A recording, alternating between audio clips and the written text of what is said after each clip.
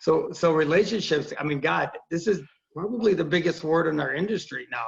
You guys probably hear it all the time and don't really know or understand what it means. But, you know, relationship selling is pretty much selling to people that know you. You know, it's not, you know, who you know, it's who knows you that is more important. So, you know, anybody that knows who you are and what you do and what you have to offer, I mean, this is a relationship selling. So not selling to a stranger, not selling to a dealership opportunity.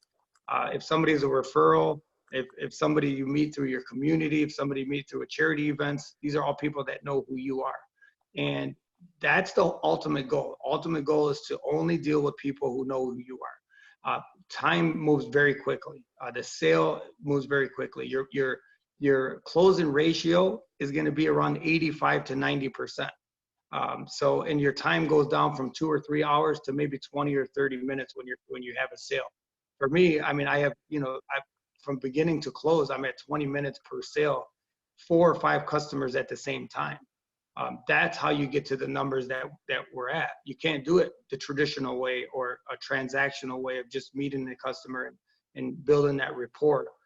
Somebody's already done that for you in a relationship sale. So that's the ultimate goal. That's where you want to get to. So you don't have the flip side of this thing where you have so much, downtime where you're not selling anything and you have time to kind of, you know, feel down on yourself. And, you know, relationships are built through community more than anything else, more than social media, more than, you know, a lot of people say get on social media. I'm talking hands-on, being present, showing up at functions, showing up at charity events, showing up at local community centers, and being present when you're there. So getting people to see you while you're there, and not for the fact of selling somebody something, just to build a friendship, just to build a relationship. Again, we're building a business that we're going to look at in 5 years. We're not looking at today or tomorrow.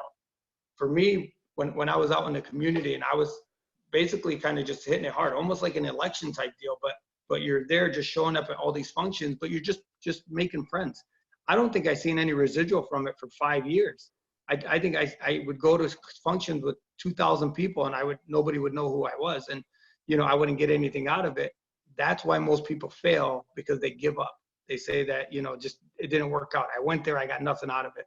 Well, your mindset is not to go sell something. Your mindset is to go build relationships and get people to know you. Now, if I show up at an event, out of the 2,000 people, they all probably know me. Majority of them know who I am, but I've made a presence and I just repetitive. I keep going to these events. They're fun. They're exciting to go to. So, you know, more than social media, because let's face it. I mean, if somebody in Seattle knows who I am, what does that do for me here in Michigan? Nothing. I mean, am I popular on Facebook? Who cares?